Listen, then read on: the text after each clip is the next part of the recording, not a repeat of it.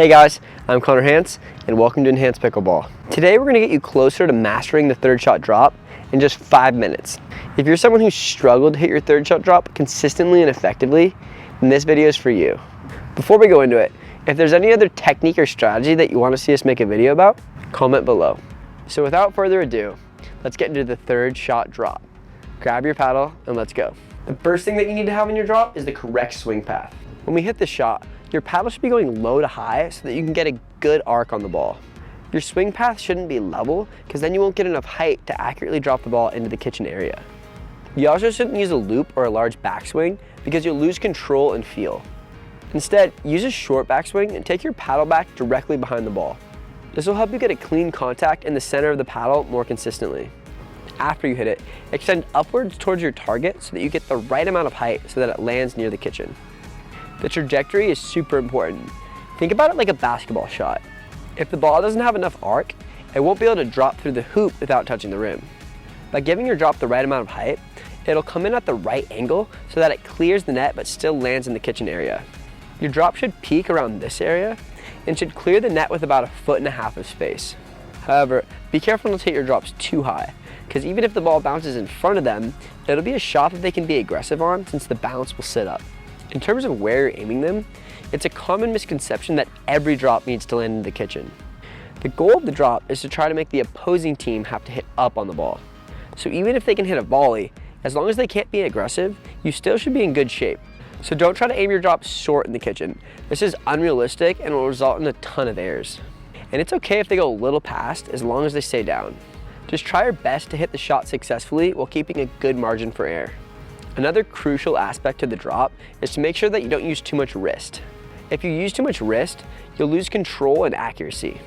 By keeping your wrist steady, you give yourself the best possible chance to hit the ball in the center of the paddle with the right amount of power. While your wrist is still, it shouldn't be tight. Try to hold your paddle at about a 2 or 3 out of 10 in terms of how hard you're squeezing. This will give you more feel and touch on your shot. If you hold it tight, you aren't going to have the same ability to slow the ball down. Keeping your wrist still and at the right tension is one of the most important parts of hitting successful drops. Moving on, your footwork is another crucial aspect to hitting good drops. Because drops are an accuracy-based shot, if you're off balance or out of position when you hit them, there's a good chance that you either miss or pop the ball up for your opponents. You want to do whatever you can with your feet so that you can catch the ball in about this position. The ball isn't going to move for you, so you need to move for the ball. Making contact with the ball just 6 inches off of this position can be the difference between missing or making the ball. So make sure that you take as many adjustment steps as you can.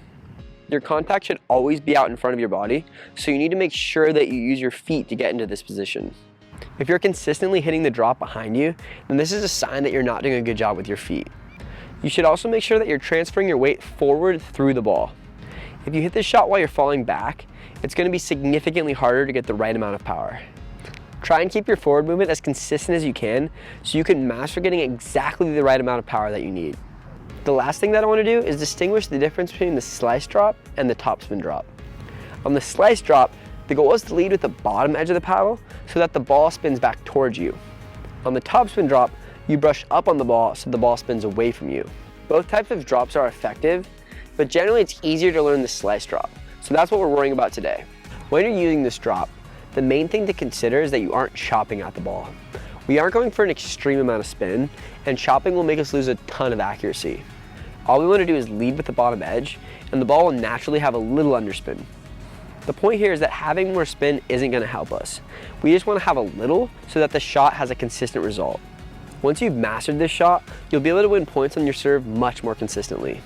But no matter how high your level gets, you'll always want to know a few ways to get cheap and easy points.